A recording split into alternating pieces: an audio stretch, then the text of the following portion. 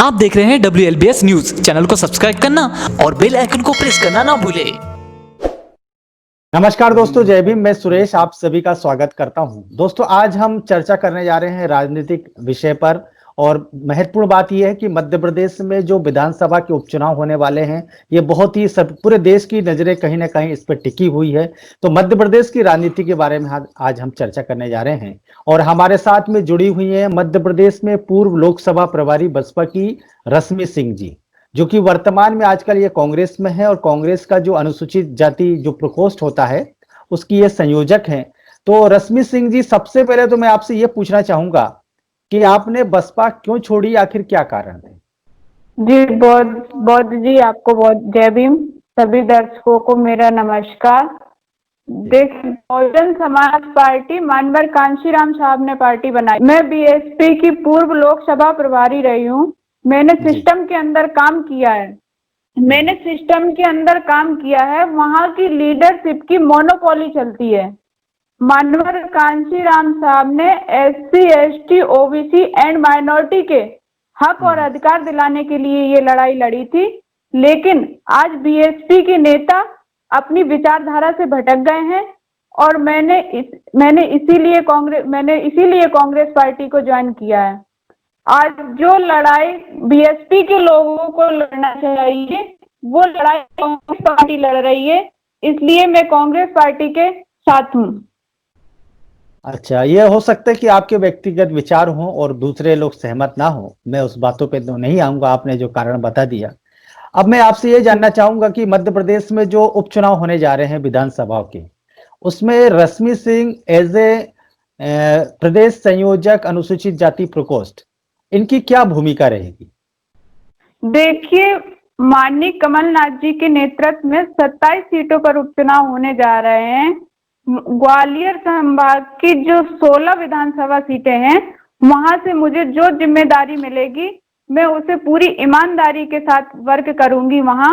और जो विधायक कांग्रेस पार्टी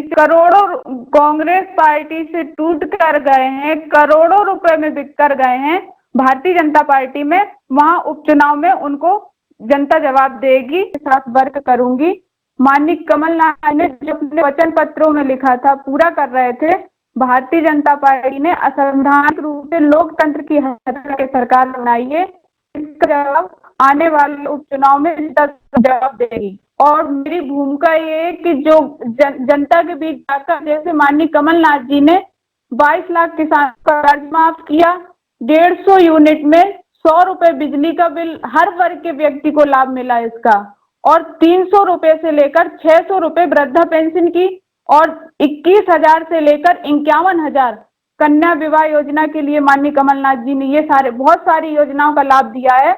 और जनता इसका बहुत इंतजार कर रही है। अभी कुछ लाभ अधूरे पड़े हैं और आने वाले उपचुनाव के बाद जब माननीय कमलनाथ जी की मुख्यमंत्री पुनः बनेंगे तो ये सारी योजनाएं फिर से लागू हो जाएंगी। चलिए, आप लोग की सोच है कि कमलनाथ जी फिर से मुख्यमंत्री बनेंगे, ये तो आने वाला समय ही बताएगा। मैं आपसे ये जानना चाहता हूं, आप लोग का आरोप ये होता है कि भाजपा सरकार जहां जहां है या देश के अंदर में भाजपा सरकार जब से आई है तब से SC ST के ऊपर अत्याचार बढ़े हैं, उसकी घटनाएं बढ़ी है। ये कहां तक सही है? आप लोग ये कैसे आप कह सकते हैं? देखिए, ये तो सभी लोग देख रहे हैं। ये किसी से छुपा नहीं है। भारतीय जनता पार्टी की सरकार चाहे केंद्र में हो या राज्य में हो, आए दिन घटनाएं होती रहती है। और भारतीय जनता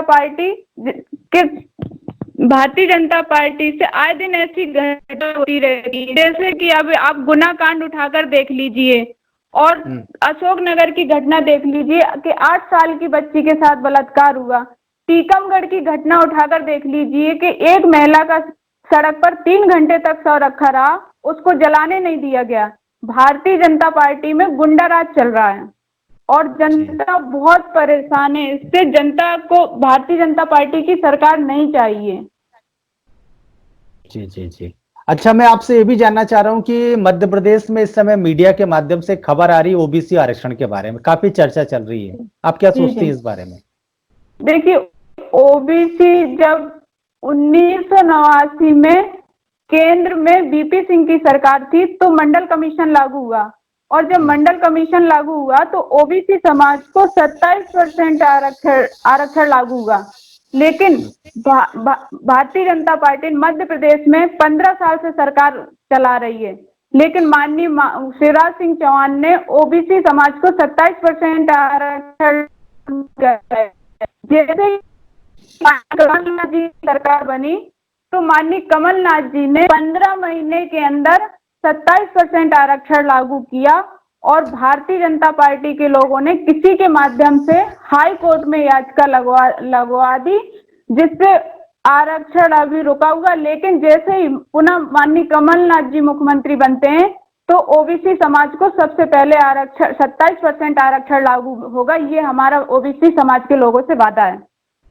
लेकिन मामला तो कोर्ट में अटका हुआ। कोर्ट में लोगों का आरोप यह है कि मध्य प्रदेश की तत्कालीन कांग्रेस सरकार ने कोई अच्छा पक्ष नहीं रखा था, उतनी गंभीरता से नहीं लिया था।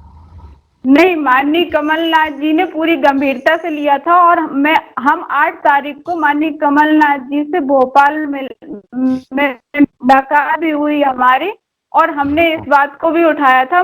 कमलनाथ जी ने बोला था कि जैसे ही पुनः सरकार बनती है हम सबसे पहले ओबीसी समाज के लोगों का 27% आरक्षण लागू करेंगे। जी जी। अब मैं आपसे ये जानना चाहता हूँ, आरक्षण की बात कर रही हैं आप, लेकिन निजीकरण बढ़ते जा रहा है भाजपा सरकार में। जब निजीकरण होते जाएगा तो वहां तो आरक्षण मिलता नहीं है लोगों को, इन वर्गों को, तो फिर आरक्षण का क्या करेंगे? देखिए, भारतीय जनता पार्टी अडानी और अंबानी की सरकार है। ये निजीकरण को बढ़ावा दे रही है और सरकारी संस्थाओं को खत्म कर रही है। इससे हर वर्ग के व्यक्ति को नुकसान है। जी जी। तो अब मैं आपसे ये जानना चाहता हूँ, आखिरी प्रश्न ये है, आपको राजनीति में आने के लिए किसने प्रेरित किया? आप कैसे प्रेरित हुई राजनीति में आने के लिए? क्या आप विधायक या सांसद बनना चाह रही हैं आने वाले समय में? जी नहीं, मैं तो अभी जनता की सेवा करना चाह रही हूँ, क्योंकि मैं वर्तमान में देखती हूँ कि देश में मतलब अत्याचार, दलित आदिवासियों पर अत्याचार होते रहते हैं, और मुझे इस समाज ने प्रेरित किया है। और समाज के साथ साथ मेरे पति राजेंद्र सिंह मेवलिया जी, जो अभी शिक्षक हैं, और उन्होंने भी मुझे प्रेरित किया। इसके लिए मैं सभी को बहुत बहुत धन्यवाद देना चाहती हूँ, और मैं समाज की सेवा करना चाहती हूँ। उसके बाद जो पार्टी का आदेश होगा उसका मैं पालन करूंगी। चलिए रश्मि जी, आप हमारे बीच में आई, आपने अपने जो भी राजनीतिक विषयों पर आपकी जो सोच है, आपकी विचारधारा है, आपका जो पक्ष है, आपने बेबाकी से रखा। हम चाहेंगे कि भविष्य में भी आपसे चर्चा हो। आप हमारे बीच में आए, उसके लिए बहुत बहुत धन्यवाद। साधुवाद। जय भीम। जी बहुत बहुत धन्यवाद। बहुत जय भीम।